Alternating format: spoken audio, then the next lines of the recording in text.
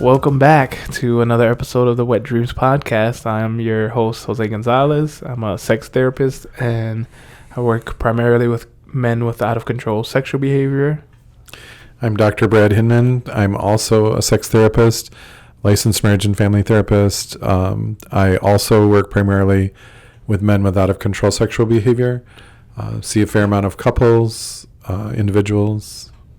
Sweet. Today, we're doing another reaction video. The first one was pretty fun, so we had to run it back. So we did, if you're not familiar, we did some street interviews where we just got people off. The first couple ones were from the campus that's by us, college campus, Christian college campus. And we asked different questions. I think the last time we talked about how people or how they got interacted with porn for the first time or something like that. And this time I think we're asking people about sex and their views and all that stuff. So it should be a fun one. The first one was fun. Yeah. So I'm looking forward to it. Let's get into it. All right. Alrighty, so I'm here with George, Liam, Angelica, Helena, Sam, Jacob, Carly, Matthew, Cheyenne. Alright, y'all. So quick question, what is porn?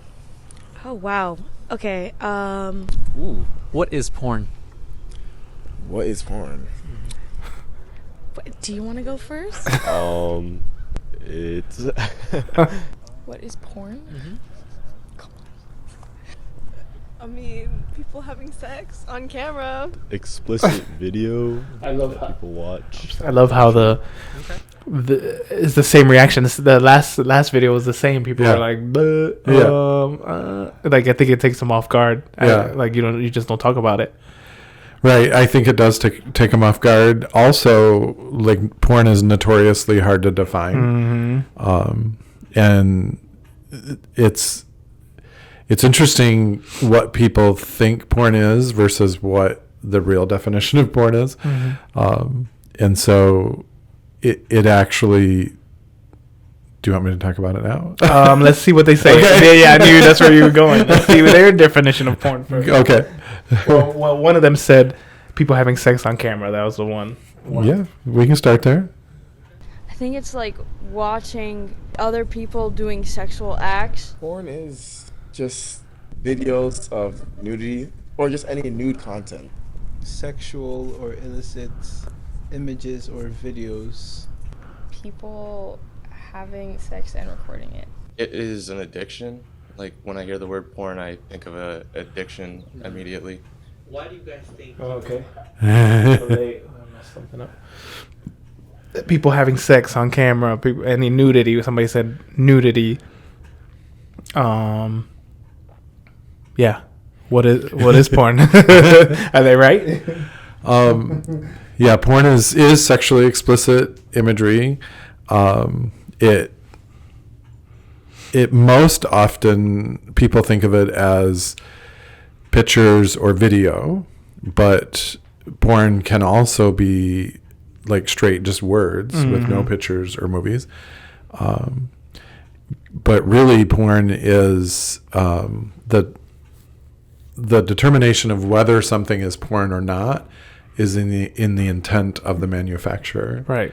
Right. So it's like if when your kids were born, you took a picture of them in the bathtub naked, that's not pornography because you were not intended for people. You probably were not intending for people to be sexually gratified from looking at your kids in the bathtub. Right. So that's not porn. Right. Even though it's naked imagery, right? Which is according to, so that's why it's interesting to hear people say that, because I'm like, well, then what about kids in the bathtub? Right. Or what about movies or something? Yeah. Or like people posing for paintings naked, you know, the person painting that is probably not intending for people to masturbate to that. Right. So it's not pornography. Mm-hmm. And how about like Hollywood movies with nudity in it? I guess, again, it depends on the intent of the person who created it, right? Mm-hmm. That's not necessarily porn, even though there's naked scenes in the movies. Right. Mm-hmm. Yeah, is the intent of the person making the movie for people to be sexually gratified or sexually turned on. I think that there are movies where that is the case. Right.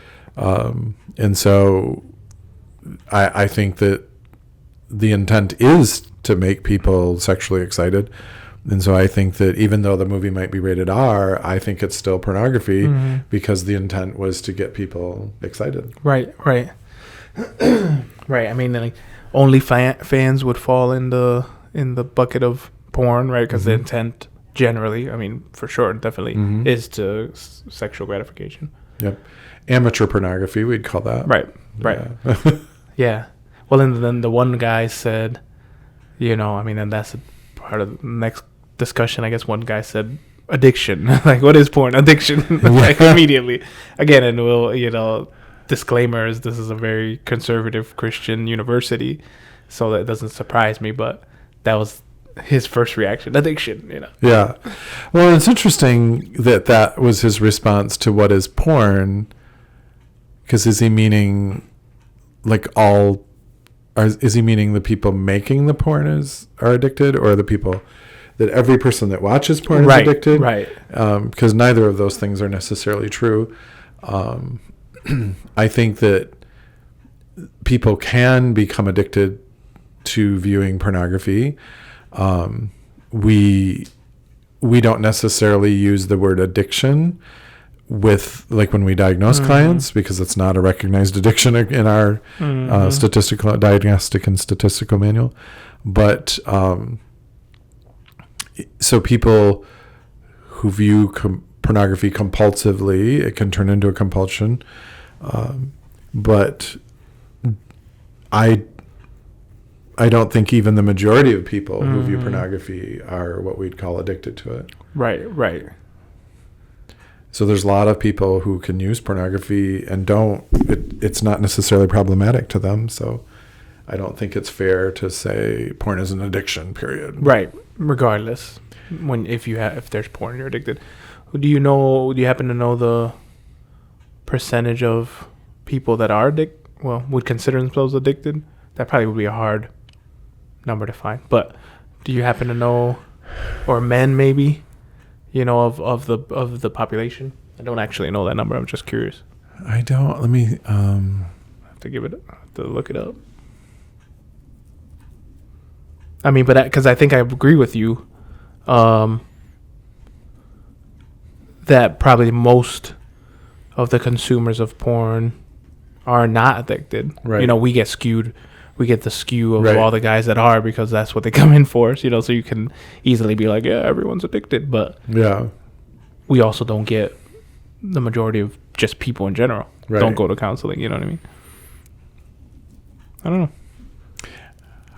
I would venture, I guess, like maybe 20%.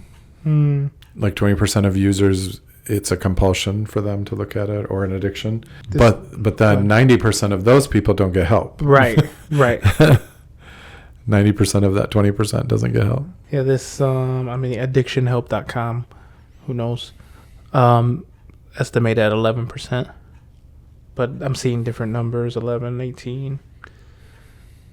That's probably a safe bet. Again, so not the majority of people.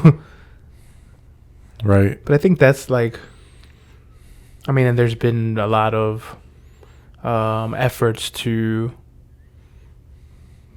villainize pornography, I think. I get it, like, the guys we see, it's not helpful for them, and it's not helpful for their relationships.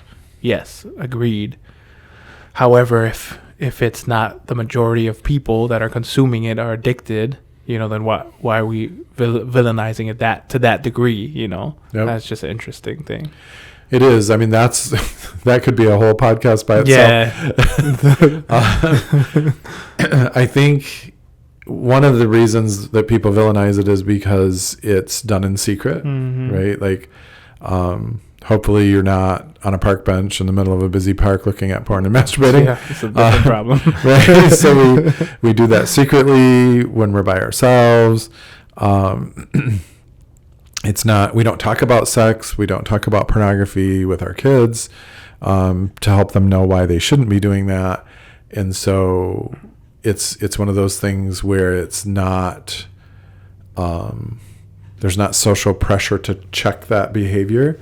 I always use the example, like if you and I are driving in a car and I'm going too fast, you'll turn to me and you're like, dude, slow down. Right. I don't feel safe. Well, when you're looking at porn, there's nobody next to you who's to be like, dude, slow down. Like, maybe you shouldn't watch that. Right, yeah, exactly. Let's stay away from that thing. Right, Yeah. Right? There's nobody to do that. And so I think that that's another reason why people villainize pornography. It also, because it's a sexual behavior, that opens itself up to judgment as well, right? And villainization, right? It's because I always use the example when I'm talking to my clients that if this were alcohol or heroin, you as the partner of the person viewing pornography, you would not think that's your fault if your partner was addicted to heroin or addicted to alcohol. Right, exactly. But because it's a sexual problem or behavior, that automatically kind of invites the spouse to feel like, well, if I was doing more in the bedroom or if I looked better, then he wouldn't be interested in pornography. And it has nothing to do with that. Right. Those are unrelated issues. Right. It must be about me. Yeah. Yeah. For sure. Well, and I think the idea of religiosity and Christianity comes into play too, in the sense of like, as much as we're not, that's a whole nother thing, but as being a Christian nation or whatever, you know what I mean? I think society, American society has still the puritanical kind of Christian views, and that's like morally wrong, you know? So I think that's comes into play too, where the society thinks like, oh, porn that's wrong, you know, morally. Yep. And I've seen, I dare say, hundreds of men that where they start looking at porn because they are Christians and they don't want to have actual sex with an actual human because that's a sin, right? And so they choose this lesser sin of looking at pornography and masturbating because they don't want to be tempted to have physical sex with somebody.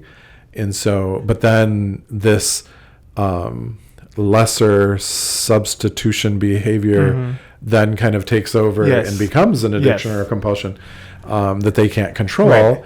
But it worked too well, right? Like this was a substitution behavior so that I didn't do the big sin, right? But they also recognize that looking at pornography, many of my clients have said that they believe that that's a sin that they're doing. And so how that's a whole other conversation that I have with them is, you know, how can you, like, how did you shut off the God voice in your head to be able to do this behavior that you think is wrong? I'm not telling them it's wrong. You said that it's wrong and that you're a Christian and that it's a sin. Well, then how do you allow yourself to do that behavior that you know is wrong? Right. But that's not uncommon. Like we all do stuff that we know is wrong, like speeding, you know. I exceed the speed limit on my way to work, probably this morning. And so on your way to get here. Like we all do things that we know is wrong and we do it anyway, right? Definitely. Yeah. It's that so third funny. Brownie for dinner, you know. Oh, man. You can't say no to that third brownie though, man. If you love brownies, comment down below. Yes, right. Yeah, it is interesting, that juxtaposition. But yeah, let's get back into it though. We're like going on. Why do you guys think people watch porn? I think it can be a form of entertainment, but also probably looking for what they're missing in their own lives. Because they're repressed and they can't get it in real life, or they're choosing not to get it in real life. They're repressed and they can't get it in real life or choosing not to get it in real life. What do you think about that one? Strong words. I mean, that's what stopped me in my tracks. I mean, like, stop. The part of that I can get behind is that choosing not to get it in real life. If it is she's referring to sex, then assume so. I make people say the word. right. It. Yeah.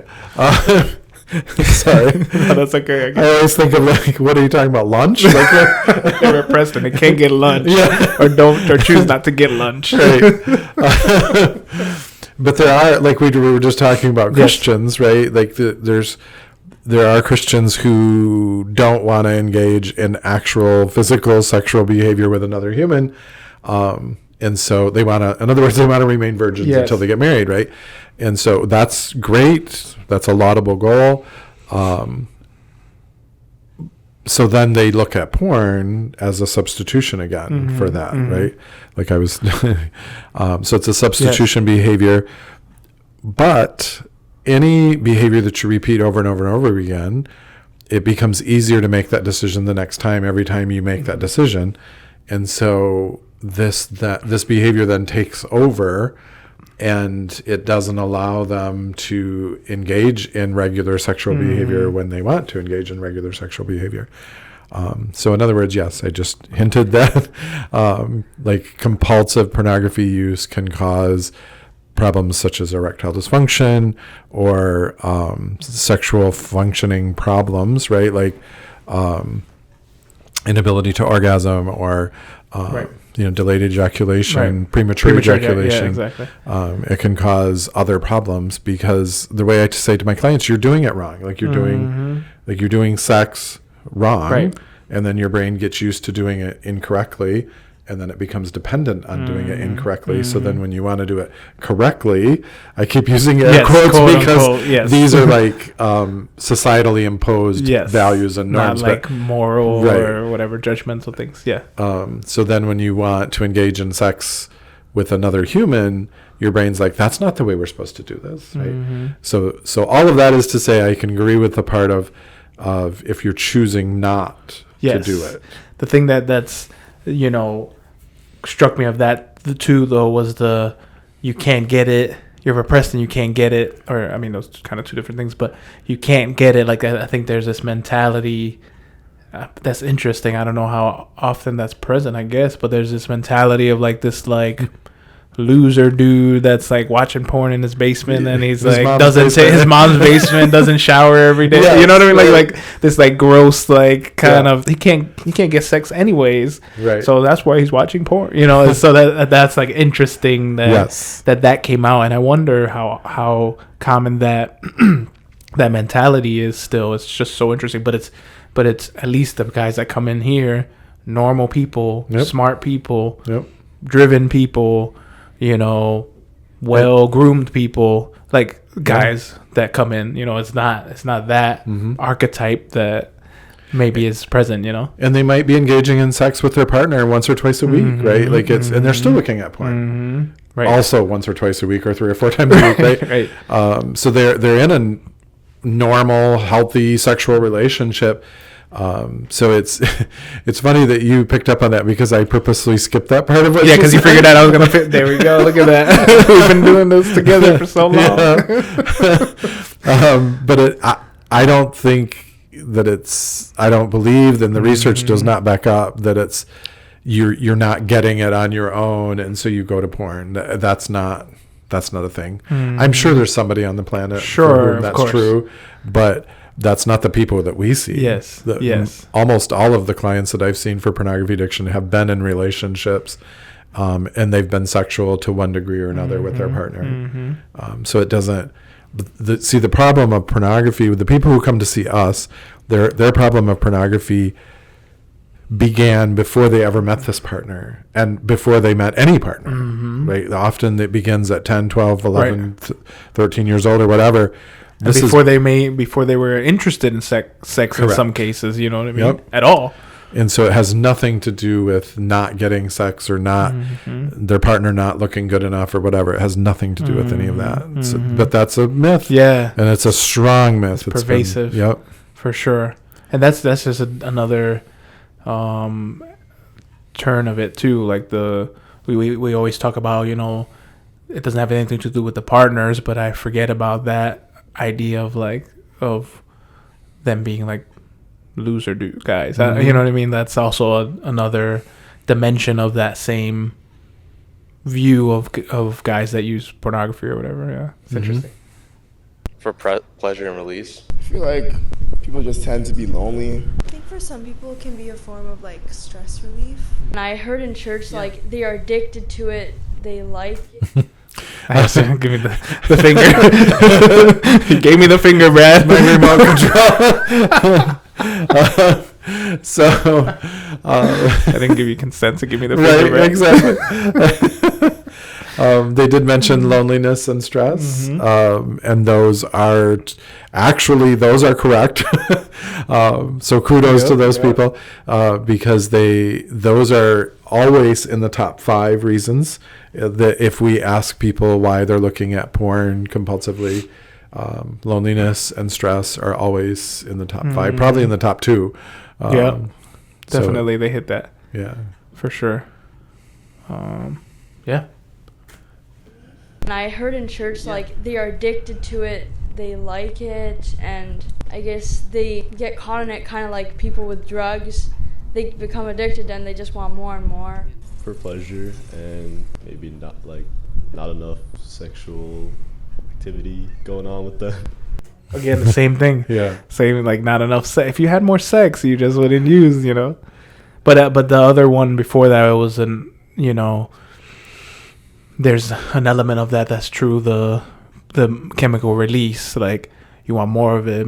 Your brain wants more of it, and more of it. You know, so there's that compulsive, addictive quality to it, or whatever. Yep, it releases, like looking at porn and masturbating releases powerful chemicals into your bloodstream, and your brain likes those chemicals, and so it's going to want you to keep doing that because it gets the chemicals that makes it feel good. So, it's going to, it is a chemical release. That's true.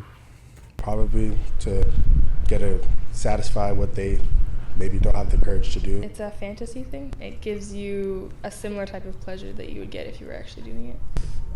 I think because of the dopamine it gives. It's like a way of enjoying it or experiencing it without actually doing it yourself. A lot of times it's not even just the thing itself. It's like an addiction. You don't even know why you're doing it. You just go.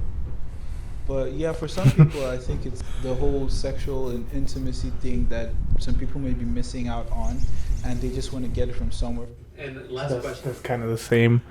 They said kind of two of the same things of like way of experiencing it without experiencing it. Kind of. They didn't say that, but that was kind of how I summarized it. But and that's kind of what we were talking about. Like, yeah, and I think that's accurate too. Like I think there's a lot of people. Excuse me, men or women, who they're trying to learn about sex, and so they Google it and look at porn, so that they can learn how to actually do it. Because even if you choose to remain a virgin until after you get married, on your wedding night you're supposed to be this sexual expert, right? You're supposed to know all the things and all the places to touch and to get all the pleasure, right? And so people unfortunately go to porn to learn how to do that, but porn is a poor teacher, right? It's pornography is not a how-to manual. It's more like a Hollywood production. It's fake and it's artificial. Entertainment, right? It's entertainment, exactly. But there were several words that were mentioned. One person said dopamine. That is one of the chemicals. When I was talking earlier about all these powerful chemicals, that is one of the chemicals that's released, and your brain likes dopamine. It will get dopamine. It will prompt you to get dopamine. However, it thinks is the easiest way to get it, and pornography is an easy way to get dopamine. And so. Another person mentioned fantasy. Yeah. I wanted to touch on that too. Yeah. Kudos to me. Yeah, that's good. And so I do think that that pornography and fantasy are related, but they're not the same thing at all. Because people can have fantasies without looking at pornography, and people can look at pornography without having fantasy. Right. But the way that they intersection in my mind is that if you have, let's say, a fetish, or you're part of a sexual minority who feels underrepresented in society, that people can go to pornography to find other people like them, right? So find other people with that same fetish that you have, or find other people who are a member of the sexual minority group that you're a member of, and you can look for pornography that represents that. Right. And so if we can argue that there's something good about pornography, that might be the thing that's good. Right, is that people can find other people like them and who are acting out in films things that they like to do, right? Right. And so, they find representation, right, in pornography. So that's the way that, in my mind, that fantasy and pornography are connected. The things that people, I have to say, the things that people watch in pornography are not necessarily things they want to act out in real life. Right. Well, that's the vibe that was assumed, like they want to get a taste of what they want in real life. Basically, that's what kind of what she was saying too. Yeah. Right. But that's not the case. Most rarely, probably. Right. That they want that specific thing. Yep. It's entertainment. Right. So. Last question: do you think porn is bad? I believe it's bad. I believe it destroys relationships. Even if you're single, destroys relationships with others. It just kills your social battery and just decreases the hormones that we should keep in our body. Personally, I think it is, but I also believe it's been very normalized, and it's almost become like you don't even notice that you're intaking it, you know what I mean? Because like what I heard in the church about it, I think it's bad, and considering biblical principles and from the Bible evidence, it's not something that one should be doing and watching. I mean, again, want to acknowledge that it's a Christian university.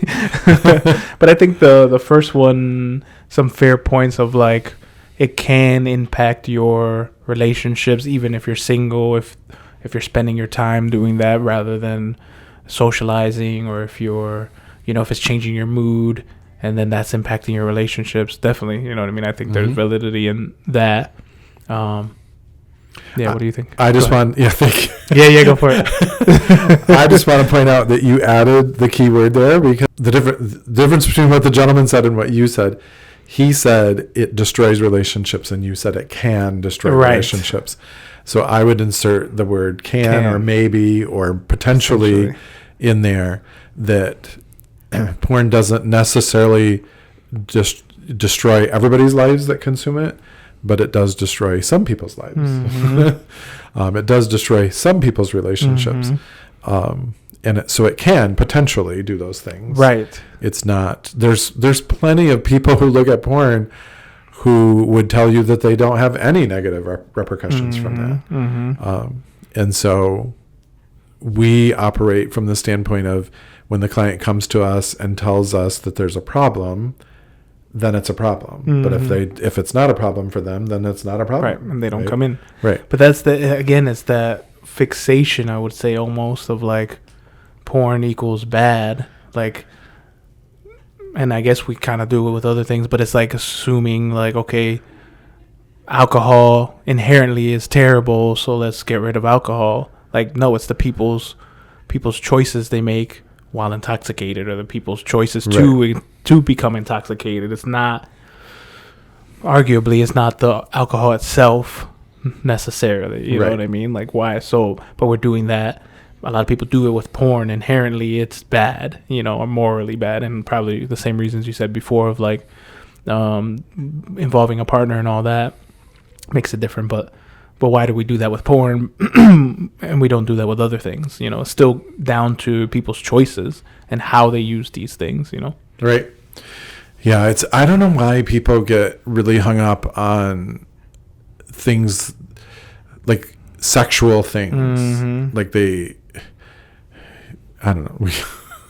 I could go off next on that episode. Right. It's, people lie and steal all the time, right? And those are in the Bible, but we don't have street demonstrations about people lying and stealing. But when it's a sexual topic, people get super militant about it, I guess. Like really, Yeah. So they get really hung up on sexual behaviors. And then we have to tell each other what we can and can't do, and we have to, make these moral laws and force people to adhere to our religious beliefs, and just with sex, not with anything else. Right. So it's a very strange phenomenon. Yeah, it is, definitely. But I mean, if the woman that said, she heard something at church, this is the way I talk to my clients. Like, if you've ascribed to that religious code, well, now we have an additional topic to talk about, right? We can talk about your out of control sexual behavior, but we also have to talk about how that intersects or conflicts with your own behavioral code, i.e. Christianity, that you've ascribed to. How are you matching these two up? Like, you're just one person. Like, how do you make sense of these two behaviors? Because that's got to create anxiety and stress for you too. And then what do we do when we're feeling anxious and stressed? We look at porn. Yeah, exactly. Yep. Right. We're not here to tell people what to do. Basically, that's what it comes down to. Like, most people, all people that come in, they've told us this is an issue. They've told us that it conflicts with what. Now, I know there's arguments about whether or not porn should be. I know there's different camps of like whether religion should view it that way in the first place. I don't know, whatever. That's not really what we're talking about. In the individual person's life, how have you determined that this is an issue for you? It's all about you. Yes, exactly. And then I will help you. Yes. The black and white answer is like yes, but I don't know. It's a hard one to digest because it's like, where's the line? Like, what is considered porn? So yeah, I do think it's bad. Yeah, and can be very detrimental to your mental health. A lot of people get addicted. It can hinder sexual activity. I think that it has potential to be bad, but itself is not bad. Porn's bad for you. Don't watch porn. I think it's bad in more ways. Porn's bad. Don't watch porn. Because it affects you. For some people have severe issues that, they can't look at any woman normally or any man normally. But for some people, that guilt, it just destroys their ability to feel an emotional or spiritual connection with God or with someone. I think it can be very... That guilt from watching porn? What is that what he's saying? I assume that's what it, It can destroy the emotional and spiritual connection. He said something like that. I agree with that. Yeah. Ish. That's all our answers is. Yeah, kind of. Yes, exactly. So the small correction that I'd make with him is, so if you do something that's against your own values and moral code, whether that's Christianity or something else, then you're going to feel guilt about that. The part that he didn't say that I wish he would have said was, then that guilt turns into shame, right? Shame is very destructive. Shame can destroy relationships and all those things that he said. But it's the guilt that turns into shame. Guilt is, in case you didn't hear the podcast where I explained the difference between those two things, guilt is I did something bad. Shame is I am bad, right? And when somebody has shame about something and that person also has an addiction, feeling shame is going to prompt them to use their addiction more, right? So if you're a parent and your child is looking at porn and you shame them for that, you're actually driving them closer to that behavior again, doing that behavior again. And so I'm not saying to not react to that or whatever. Like, you can have a conversation without shaming somebody. Should they feel guilty? They probably should feel guilty if they did something that they don't think they should be doing. But not turn that into shame where I am an awful person and I'm never going to make it to heaven and I'm not, I'm all these horrible things. That is destructive and it doesn't do any good to anybody. That's another thing that what really grinds my gears. I know it's random, but that's another thing that I feel like is a weird thing as well. Like the idea that shaming somebody is going, like what you said, if you're shaming someone, it's bringing them closer to, in this case, porn, closer to that behavior than you want it to be, than you want them to be. But that idea that, like, let's shame someone and then that'll change their behavior, that'll change, like, porn in this case, but LGBT or just behavior in general, like, let's make them feel shitty about themselves. Yeah. That's gonna make them change that behavior. Like, that's insane. Yeah, you know, it's insane. But people keep doing it. Yeah, people keep doing it in hopes that this is gonna change it. And even to a small degree, you know, I think, growing up, like, Hispanic family are very sarcastic at times. Like, you know, you do something and then there's the spotlight on the thing you did. Like, and I think the mindset behind it is like, oh, if they see what they did that was wrong, then they'll change it. But all you're doing is just making them feel bad for the thing. Now they felt bad for doing the thing, and now you're spotlighting it and being sarcastic about it, and now they feel doubly bad. And you know, it's just funny. Like, and all it's going to serve to do is it's going to drive that behavior further underground. They're going to be better secret keepers, better at hiding it, better at not talking to you about it. Right. I'm speaking specifically to parents with that last sentence. Right. That if you catch your kid looking at porn and you shame them for that, you're never going to catch them doing it again. And that doesn't mean that they didn't do it again, right? They're just going to be better at hiding it, and they're never going to come to you and talk to you about confusion or information that they need about sex or sexual behavior. They're not going to ask you because you shamed them. So that conversation's over. It's done. Yeah, you're not safe anymore. Yep, for sure. I don't. It's just wild. I don't get that. Like, make people feel bad. It's weird. Imaging for a relationship.